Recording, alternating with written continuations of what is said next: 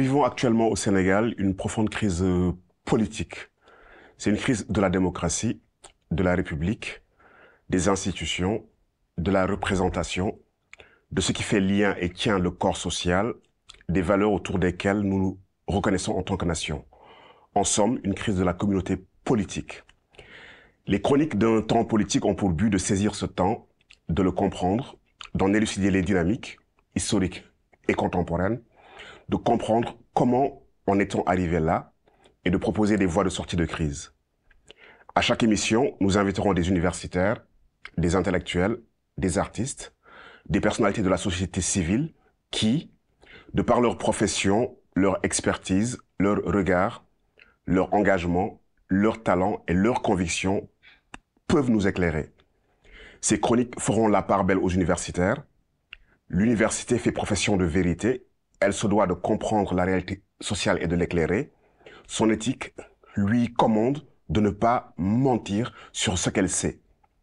Ces chroniques partent de la conviction qu'une parole juste participe de la totalité des actes qui produisent le changement. Une telle parole fondée sur un savoir, une expérience et portée avec lucidité, clarté et courage est nécessaire au temps que nous vivons. Aujourd'hui, j'ai le grand plaisir d'entrer en conversation avec le professeur Aziz Diouf. Bonjour Aziz Diouf. Oui, bonjour, cher frère.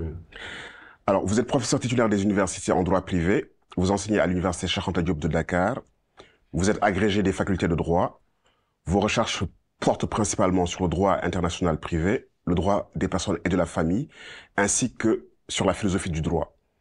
Aujourd'hui, nous aborderons la question du rôle de la magistrature sénégalaise dans la construction d'une société démocratique. Alors, on sait que le pouvoir judiciaire est l'un des piliers de la démocratie, avec le pouvoir exécutif et législatif, et que son indépendance en assure l'existence de contre-pouvoirs et son équilibre. Mais avant de revenir sur la question de son indépendance, j'aimerais aborder avec vous la question des origines de l'appareil judiciaire sénégalais. Est-ce que vous pouvez un peu nous en faire l'historique? Voilà, donc de façon très synthétique, les origines de cet appareil judiciaire sont à remonter et à rechercher à partir de la période coloniale. L'institution judiciaire emprunte ses premières racines dans la magistrature d'outre-mer. Pendant cette période, l'administration coloniale avait cette ambition d'organiser l'espace contentieux ou conflictuel dans ces colonies. Elle a emprunté, cette administration coloniale, une voie singulière. Il n'y avait pas une unité dans la magistrature. Dans les colonies, la magistrature avait un régime spécifique et organisé à partir de plusieurs séquences, de plusieurs étapes. La plus marquante s'observe à partir d'un décret en date du 22 août 1928. Et quand on parcourt ce dispositif, l'on peut y constater cette volonté de contrôle de la puissance coloniale française dans ces colonies. Et pour clore mon propos, qui révèle cette intention de contrôle, le principe d'inamovibilité, et qui est une réalité sacrée dans l'organisation de l'appareil judiciaire, n'avait pas été admis pour les magistrats d'outre-mer.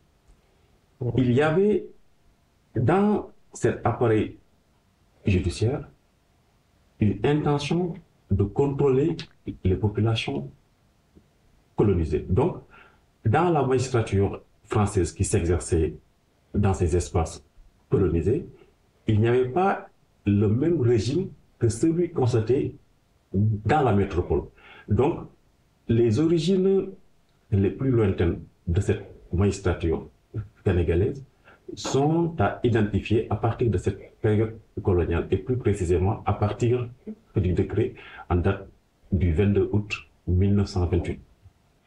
Donc, si je comprends bien, on a hérité donc de l'État colonial, notre système judiciaire. Est-ce que depuis, on l'a réformé? Naturellement, il y a de nombreuses entreprises de modification et de réforme. Cependant, toutes ces réformes ou modifications observées à partir de 1960, période d'accession à la souveraineté internationale, ces modifications ont une nature cosmétique. Fondamentalement, la magistrature sénégalaise, elle ne s'est pas départie de ses racines coloniales. Et concrètement, on a toujours une magistrature, non pas au service de ses destinataires, c'est-à-dire les populations, mais connectée directement à l'appareil politique. Et c'est un emprunt de cette période coloniale qui se perpétue même dans cette ère contemporaine. Donc, la magistrature sénégalaise, telle qu'elle se pratique présentement, est toujours liée à cette époque coloniale.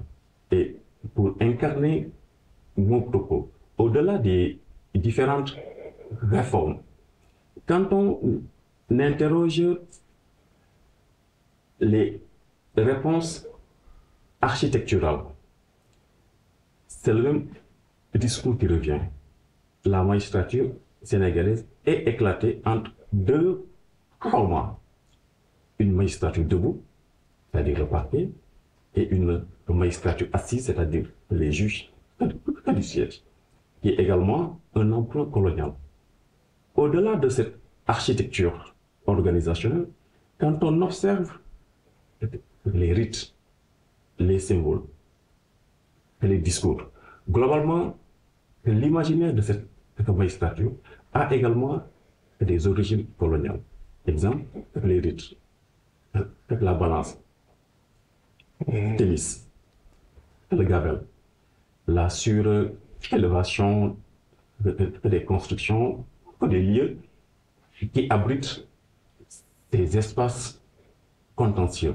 On peut encore multiplier les exemples. La toge de magistrat. Ces rites sont fondamentalement liés à nos origines coloniales. En fait, j'aimerais rebondir sur cette question du rôle de la magistrature dans la société démocratique et je pense qu'on peut dire clairement que l'une des origines de la crise que nous vivons actuellement, c'est l'inféodation du pouvoir judiciaire au pouvoir exécutif et le fait que le pouvoir exécutif instrumentalise ce pouvoir judiciaire à des fins politiques. Et les exemples sont légion. Alors, au-delà des juges pris individuellement, qu'est-ce qui dans le système a permis cette inféodation du pouvoir judiciaire au pouvoir exécutif en termes de structure? Et qu'est-ce qui ne fonctionne pas dans l'institution elle-même et qui autorise ce constat que l'on fait? Les causes sont multiples. On observe globalement au Sénégal une insatisfaction des populations, des destinataires des pratiques judiciaires quant à l'édification ou la construction d'une société démocratique. Ces causes contemporaines, elles ne sont pas nouvelles. Leur singularité présentement, c'est qu'elles reçoivent ces causes une amplification. Mais depuis 1960, on a une magistrature qui a une redevabilité, non pas à l'égard de ses destinataires, mais plutôt vis-à-vis du pouvoir politique. Et j'ai eu à l'évoquer tout à l'heure par rapport à ses racines coloniales. À partir de 1960, l'exécutif, c'est-à-dire le pouvoir politique, a eu un certain intérêt à perpétuer ces rapports, ces relations de contrôle.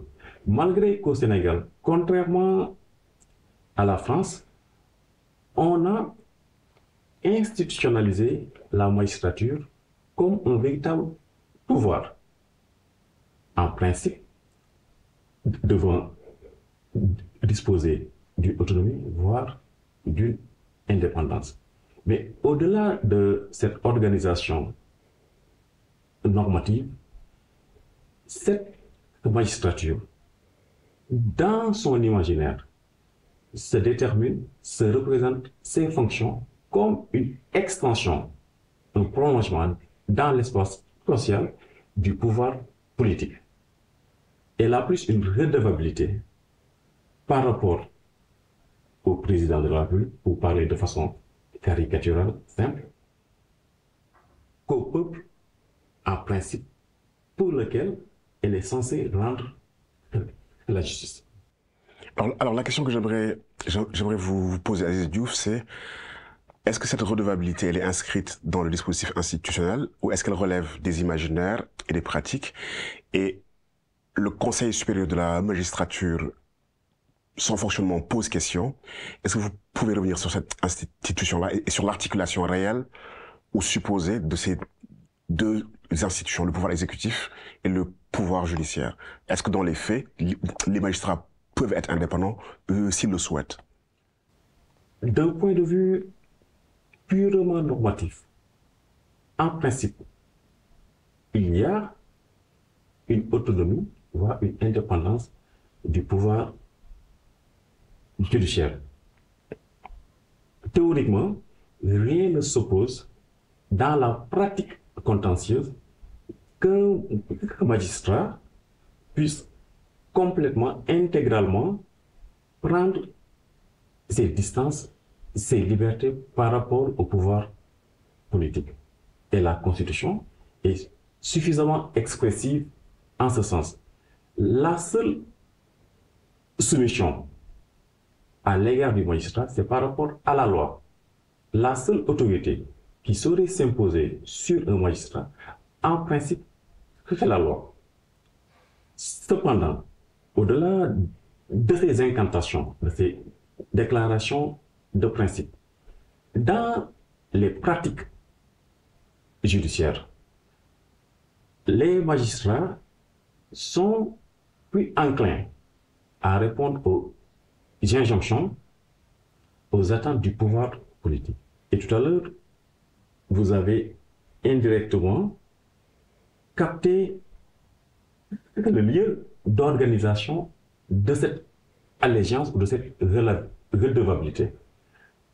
Le Conseil supérieur de la magistrature est cet outil, cet instrument qui, à travers lequel le pouvoir politique organise l'instrumentalisation ou le contrôle de l'appareil judiciaire. Concrètement, comment?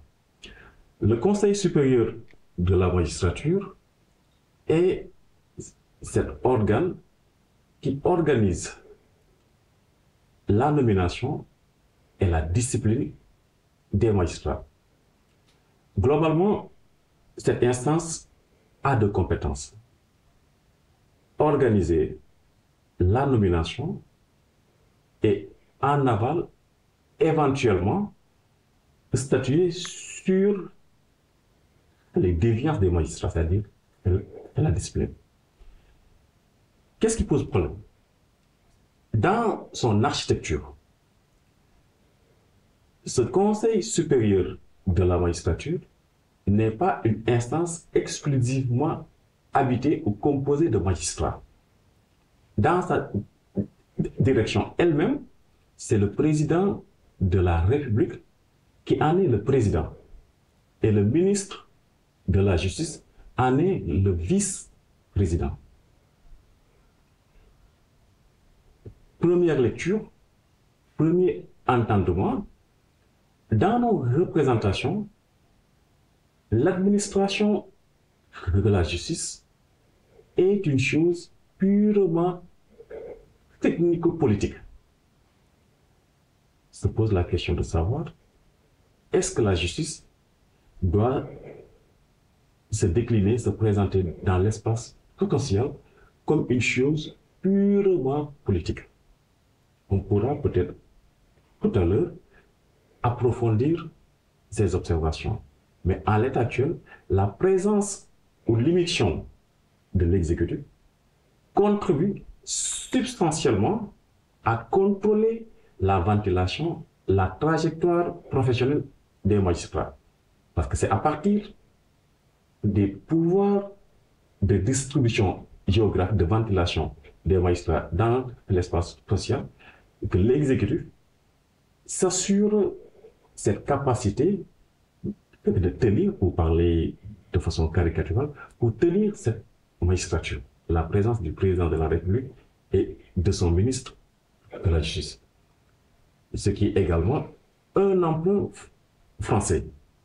Aujourd'hui en France, depuis 2008, ni le président, ni le ministre de la Justice en France n'intègrent le Conseil supérieur de la magistrature.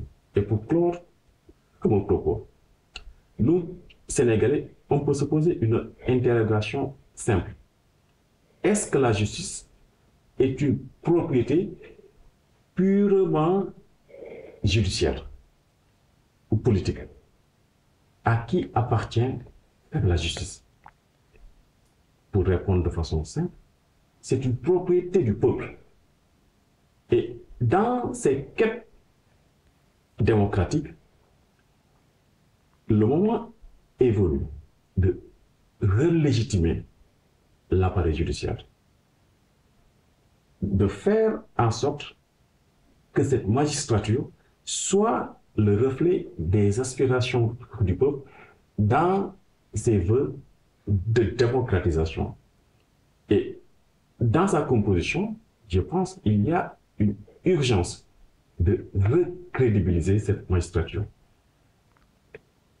en y intégrant davantage de pluralisme.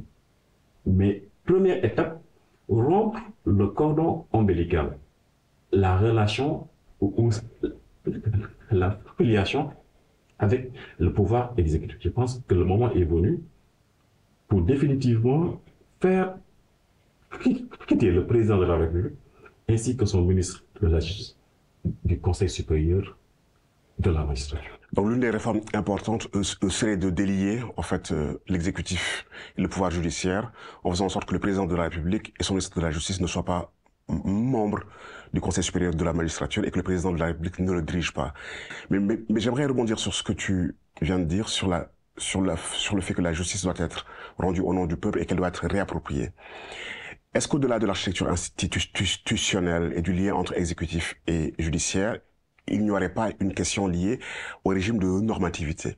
Je suppose que nos sociétés, elles produisent des normes pour résoudre les conflits, pour mettre du sens, pour dire la justice, et que le fait qu'on ait adopté cette justice-là au lendemain des indépendances et que nous n'ayons pas intégré nos régimes de normativité, est-ce que ce n'est pas un espace de non-appropriation de la justice dans son rapport au peuple? Est-ce qu'il y a un travail sociologique à faire ou anthropologique pour réintroduire dans la justice des normes qui reflètent des régimes de normativité que j'appellerais endogènes? Bosson, c'est une demande qui me semble incontournable. Les magistrats sénégalais sont impréparés pour établir un dialogue démocratique, pour construire une société plus pluraliste. Et vous l'avez évoqué tout à l'heure. Dans le droit positif sénégalais, la matière à partir de laquelle le magistrat est censé organiser son travail. Il rend les décisions en prenant appui sur un dispositif normatif, c'est-à-dire la loi.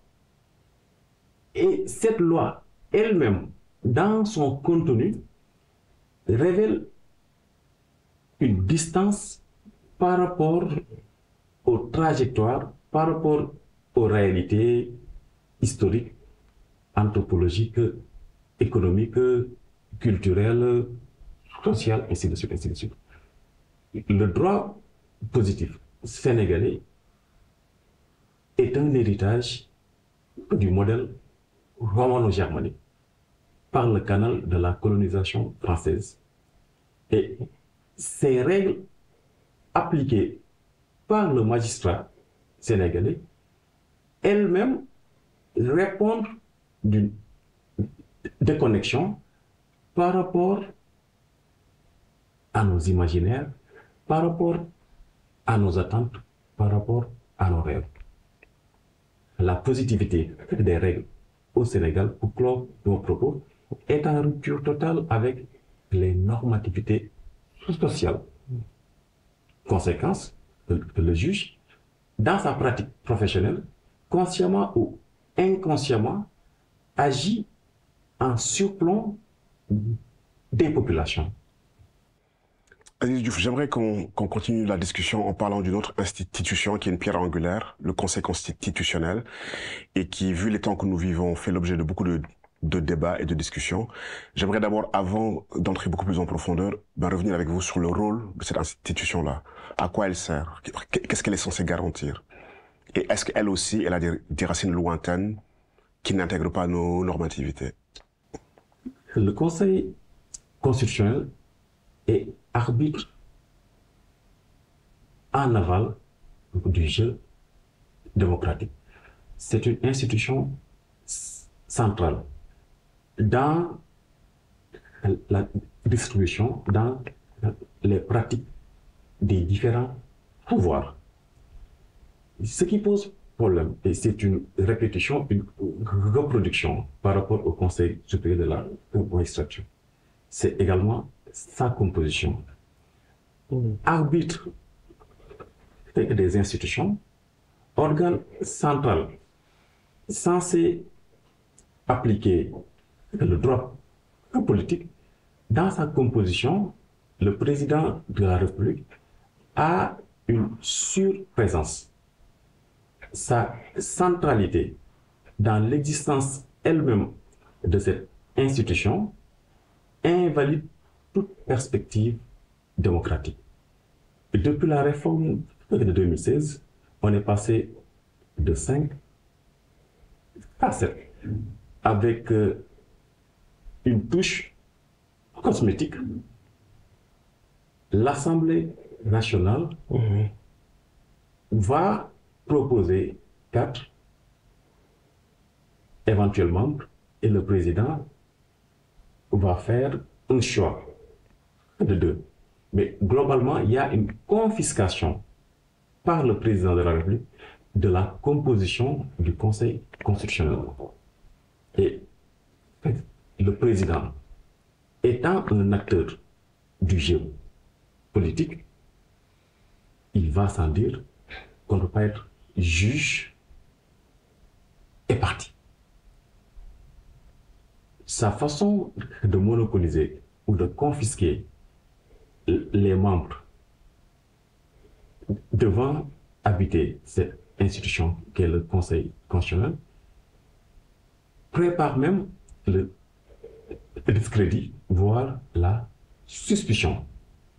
Et effectivement, au Sénégal, depuis toujours, on a constaté une désolidarisation de cette institution par rapport aux attentes populaires relatives à l'édification d'une société démocratique. Et ce faisant, au même titre que le Conseil supérieur de la magistrature, cette institution constitutionnelle mérite d'être repensée dans ses attributions, dans ses missions, mais également dans sa composition.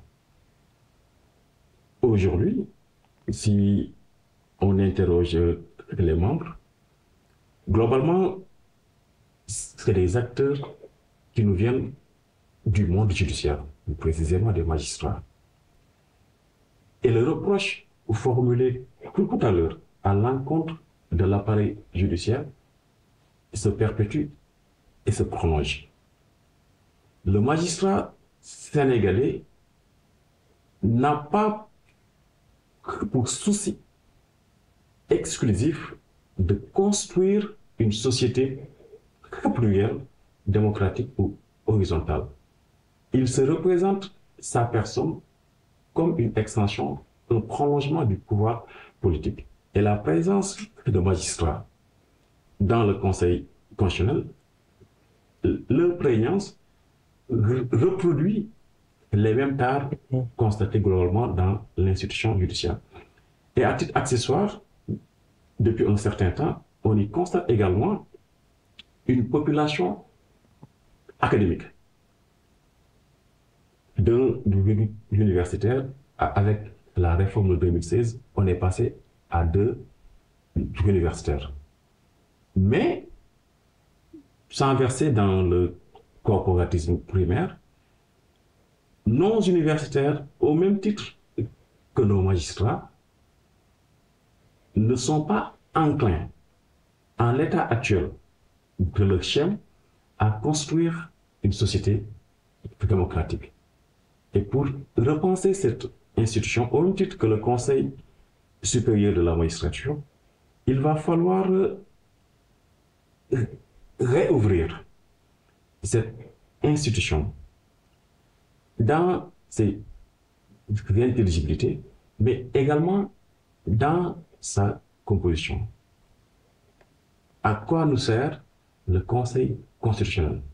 Je pense que le moment est venu d'admettre ensemble que cet appareil doit avoir pour finalité unique la construction d'une société démocratique. La seule injonction qui vaille à l'état actuel à l'égard du Conseil constitutionnel, c'est d'avoir un agenda relatif à l'édification d'une société démocratique. Et si tel est le cas, je pense qu'il est central de comprendre que le Conseil constitutionnel n'est pas un organe fondamentalement technique, c'est-à-dire d'appliquer les règles en partie organisées par la Constitution. Mais à chaque contentieux, de se poser la question de savoir quelles seraient les solutions les plus garantes d'une démocratie sénégalaise. Et si tel est le cas, je pense qu'on gagnerait à élargir la composition de cette institution. Qu'elle soit, cette institution, le reflet du pluralisme de notre société. On ne peut pas continuer à accepter que le Conseil constitutionnel soit composé exclusivement par des juristes. Justement, c'est à ça que je voulais venir. Après la crise de 2012, il y a une sorte d'illégitimité, une crise de légitimité de ces institutions-là. Le Conseil constitutionnel avait validé la candidature décriée de Abdoulaye Wade. Et là, dans le contexte qui est le nôtre, on ne se fait pas trop d'illusions quand on pense que si l'actuel président se présente, il y a de fortes chances qu'il le valide.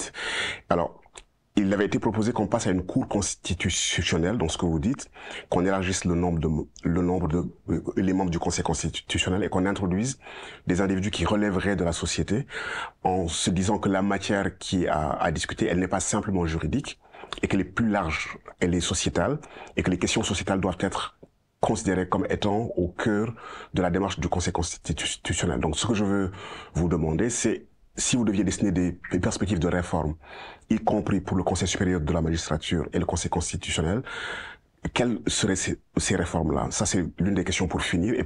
Et la deuxième question, c'est qu'est-ce qui pêche aujourd'hui? C'est plus le dispositif institutionnel lui-même ou la qualité des humains qui l'incarnent? Donc si vous deviez trancher entre ces deux alternatives-là, où est-ce que vous situerez le curseur? Je pense que la défiance qui habite aujourd'hui nos institutions judiciaires, que ce soit la Cour suprême, le Conseil constitutionnel, cette défiance doit être pensée de façon très profonde. Les normes qui servent de ressources pour trancher les conflits, ces normes elles-mêmes sont disqualifiées parce qu'elles ne sont pas en harmonie, qu'elles ne reflètent pas la nature et les déclinaisons de nos sociétés. Première limite, c'est le droit positif. l'architecture... Est-ce que dans ces normes, on pourrait considérer qu'il y aurait des normes, on va dire, universelles ou pas? Donc j'entends ce que vous dites sur la non-adéquation avec des normativités endogènes, mais est-ce que dans ces normes, on peut pas considérer qu'il y en a qui nous concernent? Je ne serais pas convaincu de promouvoir ou d'essayer de convoquer une instance unique, universelle, à partir de laquelle cette instance, toute société pourrait y puiser et y organiser ses propres dialogues, ses propres conflits. À l'instar des sociétés occidentales ou orientales ou américaines, nos sociétés africaines doivent produire leurs propres ressources normatives. Exemple, aujourd'hui au Sénégal, il y a une actualité relative à la place du verbe, de la parole. Quelle est sa normativité, voire sa sacralité dans le dénouement des conflits juridiques? Première disqualification, donc, c'est le droit positif, qui sert de cadre de travail. Deuxième limite également, ce sont les acteurs. Pour parler simplement, les hommes et les femmes, qui sont au service des pratiques contentieuses ou judiciaires. Je l'ai évoqué tout à l'heure. Ce n'est pas une arrogance. Il y a une impréparation du magistrat sénégalais par rapport aux attentes de nos populations. Quand on reprend sa formation au niveau du centre de formation judiciaire, le magistrat a été préparé pour recevoir une compétence purement technique. Il y a des réponses déjà dans le dispositif normatif. Et le magistrat n'a pas été préparé pour interroger, pour questionner le sens ou l'adéquation même de ces normes. Et si un premier travail doit être effectué sur les ressources normatives, une autre réflexion doit être également apportée sur les profils. Et au Sénégal, je pense qu'il est fondamental de comprendre que le droit ne peut pas être la chose exclusive des juristes. Professeurs de droit, magistrats, avocats, notaires. Le droit, dans toute société, est l'objet qui relie temps et espace par rapport à l'organisation des sociétés. Et cette institution ne peut pas être la propriété exclusive de techniciens. Et la réconciliation du droit avec les populations passe par sa démocratisation, sa réouverture. Il ne serait pas excessif ou choquant au Sénégal de voir des sociologues, des économistes, des philosophes, des littéraires intégrer les espaces où le droit serait dit Conseil supérieur de la magistrature, Conseil constitutionnel. Et pour clore mon propos par rapport au Conseil constitutionnel, ça ne me gênerait pas à titre provisoire, au-delà même d'une cour constitutionnelle, d'aller vers une sorte d'assemblée constituante. Expérimenter une autre forme de représentativité. Garantir un pluralisme des acteurs pour rendre plus acceptables les décisions à venir de cette institution. Exemple, pourquoi la société civile ne seraient pas représentés dans les instances constitutionnelles? Pourquoi les syndicats? Pourquoi la chefferie traditionnelle? Pourquoi? À partir de cette ouverture, je pense, au Sénégal, on va davantage renouer avec les institutions judiciaires. Donc en fait, la Constitution, c'est les normes qu'une société se donne pour vivre ensemble. Donc elle ne peut pas faire l'économie de ses valeurs, donc de les inclure dans son régime de normativité. La parole donnée, le cadeau est sacré au Sénégal.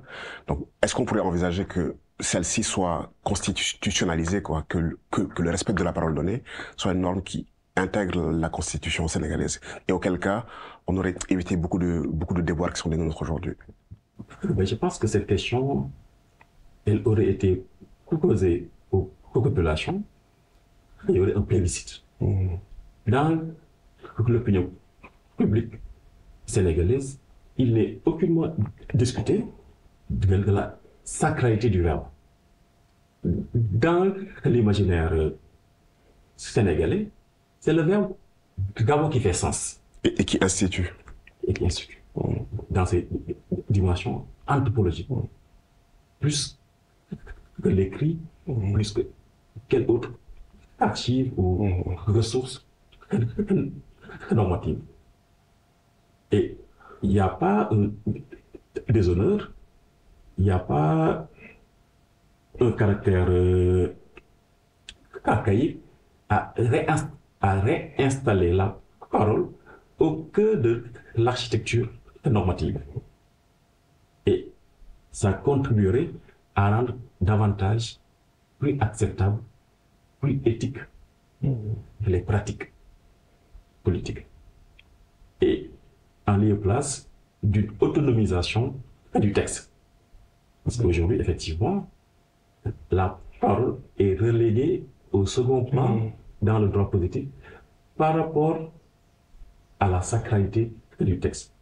Et on sait pertinemment que le texte n'est que la volonté du locuteur. Celui qui dit le texte peut y installer sa propre volonté, son propre agenda. Ce qui explique au Sénégal, quelle que puisse être la nature du contentieux politique, quelle que puisse être l'intelligibilité elle-même du droit positif, nos magistrats vont s'orienter dans le sens de la volonté du souverain. Je vous remercie, professeur Aziz Diouf. Je vous remercie à vous. Également, cher Félix. Merci.